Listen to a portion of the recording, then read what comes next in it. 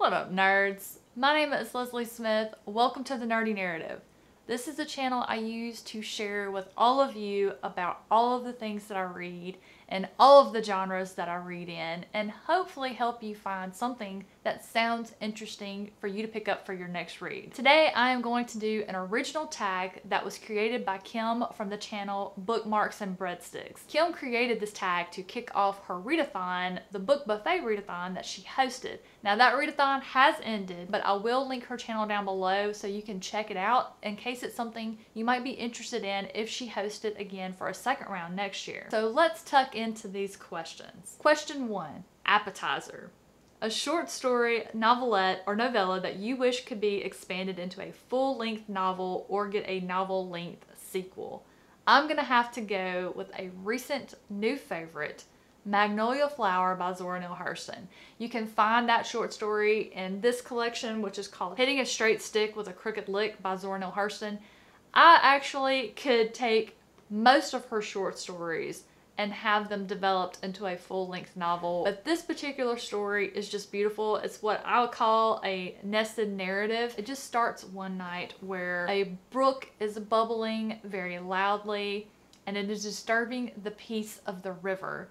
So the river decides to tell the story to the brook about two young people who fell in love, and the girl's parents did not want them together.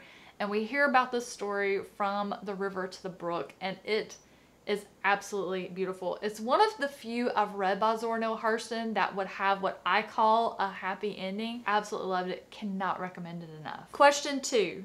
Salad bar. Pick 3 ingredients that would be your ideal book salad. I'm gonna go with great character development, follow that up with the found family trope, which is my absolute favorite, and then world building or atmosphere, because I read a lot of horror and you don't get world building in horror, but you can get a good atmosphere or a good feel for your surroundings. That would be my ideal book salad. Question 3. DOSA Station, a slim volume that packs a significant punch. That would be Only the Stains Remain by Ross Jeffrey. This tale is just, it's gonna have you thinking for days, absolutely. And you can see it is a very slim volume, but it is exactly long enough to tell the story. And I do have a full dedicated review for it. I will have that linked up above if you would like to check that out. It's just the tragic tale of two brothers, Kyle and Jude. They suffered some very traumatic child abuse when they were younger.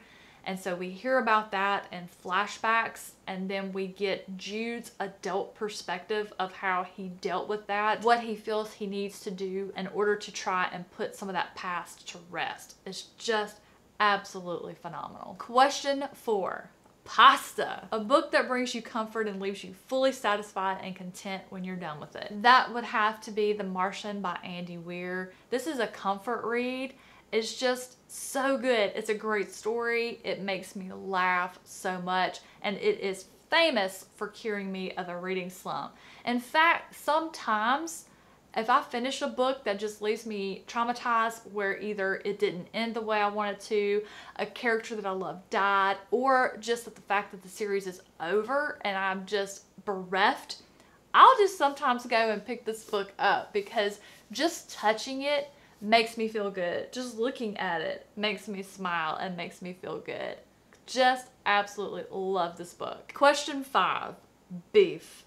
A book that is hearty, whether it's long, fills you up with gooey warmness, or was just a slog to get through. I'm gonna go with a beefy book that made me feel good, and that's Words of Radiance by Brandon Sanderson, book 2 in the Stormlight Archives.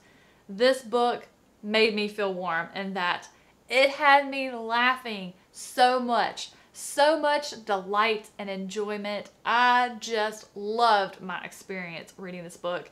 I look forward to rereading it many, many times over the coming years. It just gives me a good feeling. And when I say laugh, I don't mean I'm just smiling to myself, laughing on the inside. I mean belly laughing. In fact, I was reading this book when I got one of my tattoos, and I had to stop my artist so I could just let the laugh out, because I just got my giggle box going and I had to let it out, and I was just trying to hold still so she could do what she was doing, and I was like, Sarah, I need you to stop because I have to get this laugh out. Question 6, bread. And I love any and all forms of bread, y'all. Something you and your friends fight over while waiting for your dinner is the bread basket. Talk about a book that you fight other people about. Y'all, I have been fighting people over Rage of Dragons since I read it. It is amazing. I don't know why people pick on it the way they do. I don't know why they don't like it.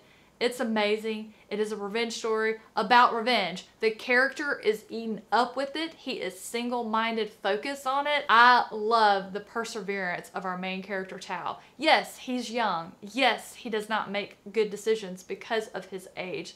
And just, he hasn't had the life experiences that I feel we need to go through in order to learn and become more mature. I thought it was perfection. And I still, to this day, in different discords, somebody mentions Rage of Dragons and I am there. Question 7, Cheese Room. A book with a happily ever after ending. I'm gonna go with Redeeming Love by Francine Rivers. Now this one does not have a perfect ending, but it has the right ending. And it is a happily ever after ending. It's just not one that they live happily ever after and nothing bad ever happens again. No, a true relationship does not ever have 0 problems or bumps or things like that. It is something that takes daily commitment. Both people have to fight for it. And I just think this story tells it in the most beautiful of ways. I love this book. I've read it probably the most of any other single book that I own. And I will continue rereading this book. And there is a movie coming out in 2022 finally of the story. And I can't wait to see what they did. My hopes are high, but then I do know Hollywood tends to mess stuff up, especially Christian fiction. So we'll see what they do. Question number 8, Chocolate Fountain. When you read a new series or author, do you dip in and out or do you read it all back to back? For me, I dip in and out. That is so I don't ever get tired of a story or an author. I just like to breathe between books, especially if it's in a series. And then sometimes the author has the same writing style for everything, and that can get tedious. Or they're so fast paced, I just need to like take a break with a palate cleanser or two to just give my heart rate time to recover. But I like spreading it out because it just kind of prolongs my enjoyment, so to speak. Like Stephen Graham Jones, I read The Only Good Indians in January and I absolutely loved it. And I have been on a mission to read everything he's ever written. And I've read something new by him every month and I just love it. And he's one that his writing style changes. So it's always a fun surprise to see what he's going to do with the next book that I pick up. And then question number 9 says, who's invited? Tag some foodie friends. I'm going to tag Kate from the Literary Apothecary. I'm going to tag Christy from Christy Lewis, Dostoevsky in Space. I'm going to tag Stephanie over at Miss Richards Reads. And then my final pick will be Brad Proctor because I know he loves to eat just as much as I do. He's always posting tasty looking food pictures in his Discord. So Brad, your tag. And guys, that will wrap it up for the book buffet tag. I hope you enjoyed it. I love that it was themed after food. Now I'm hungry, so I think I'm gonna have to pop off here and have an early lunch. Thank you so much for watching today. I hope you enjoyed it. Have a fantastic rest of your day, and I will see you in the next one.